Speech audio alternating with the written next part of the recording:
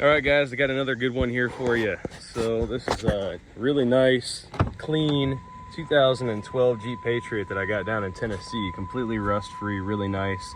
Tried 3 different transmission control modules. The issue was these modules weren't reading the transmission. There's a connection error, so I tried 3 different ones, and they all had the exact same issue. This is exactly, I'm going to show you right now, why you cannot hire just Joe down the street to work on your car. You have got to find a good mechanic. You cannot trust these people that you find on like Craigslist or Marketplace most of the time. I mean, there's some good mechanics out there, don't get me wrong, but if they don't have any kind of experience as far as references that you can confirm. So here's the transmission right here. I don't know what the original problem was. I don't know what happened, because I bought this car from somebody who bought it from somebody else that told him it had a bad transmission. He was going to mess with it, decided not to, and now I can see why. So this is the side of the transmission, and this is the electrical connector. As you can see in the electrical connector here, somebody broke it.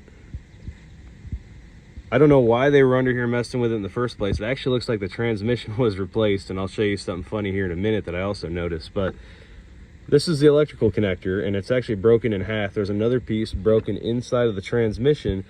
Somebody put super glue all the way around this connector, which I've peeled some of it off already, but they caked it in super glue and then poured the super glue over all of the contacts in here, and then tried to super glue the connector back into the side of the transmission so it would, you know, have a quote unquote good connection again. See that? See how much super glue is up in there? And I can't get that out of there without damaging everything. So essentially, this whole transmission needs to be replaced now. Whether it's good or bad, I don't know. But now it has to be replaced. Good thing I have a transmission for this Jeep. I have a low mile transmission sitting back there, so that's gonna work in somebody's favor. But another thing I noticed is whoever put this thing together, they used a ridiculous amount of RTV silicone. I bet you if I pulled this pan off, there'd be RTV silicone in the bottom of the pan just everywhere. It's bad. I mean, not only did they use RTV silicone, you know, way too much of it, they put it in places that you shouldn't have to put it. Like, they put a ridiculous amount of RTV silicone in between the engine and the transmission bell housing. There's no fluid that goes through there. You do not need to put RTV silicone between the engine and transmission. No, man. See all that? This is ridiculous, man. There's no way.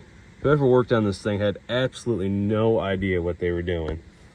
I mean, this should say it all right here. That's stupid. That's why you cannot hire people that don't have any experience, or, you know, if they're online advertising, they'll say they have experience and they're cheaper than all the other mechanics, and this is what you got to watch out for. I run into this every single week, something like this. I just showed you guys a video on that Chrysler Town & Country van. Same scenario with this thing and that one, and yeah.